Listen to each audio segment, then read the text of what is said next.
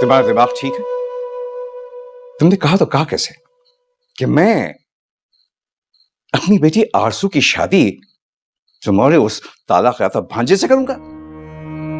है क्यों? क्या मेरी बेटी की शादी को निकल जा रही है या मेरे सर पर क़यामत टूट पड़ी है? तो क्या हो गया कमाल, अगर तलाक हुई है तो? अगर कोई भी वजह हो, आरजू को माशाल्लाह इस रिश्तों की कमी नहीं है जो मैं तुम्हारे भांजे के हवाले से सोचना शुरू करूं। उस भांजे के लिए जिसकी तलाक की वजह उसकी बीवी के साथ बदसलूकी है। आपकी भतीजी किसी भी घर में ब्याह के जाती, उसने वहां से मार खा के ही निकलना था। वो तो पता नहीं किस मकसद के तहत सिकंदर को ब्लैकमेल कर रही थी। उसकी हरकतें ही ऐसी। वो तो सिकंदर उसकी ब्लैकमेलिंग में नहीं आया और उसे तलाक दे दी, वरना आज भी वो उसी घर में होती। अच्छा, बस मैं इस बहस में नहीं पढ़ना चाहता कि किसका कसूर है और किसका नहीं है और किसने किस नियत के साथ क्या किया। देखो, मैं तुम्हें साफ साफ बता रहा हूं फायखा कि मैं आरजू की शादी सिकंदर से करने में किसी किस्म की कोई दिलचस्पी नहीं रखता। या तुम अपना ये मशवरा अपने पास रखो। आप सिर्फ सिकंदर को मेरे भांजे के तौर पे क्यों लेते हैं? आप ये क्यों नहीं सोचते कि वो अपने वालिदैन की इकलौती औलाद है? करोड़ों की जायदाद का वारिस है। वो बाहर से पढ़कर आया है, सुलझा हुआ है, खुश इखलाक है, खुश शक्ल है, हीरा है लड़का, हीरा। मुझे हीरो में कोई दिलचस्पी नहीं है, लेकिन आपकी बेटी को है।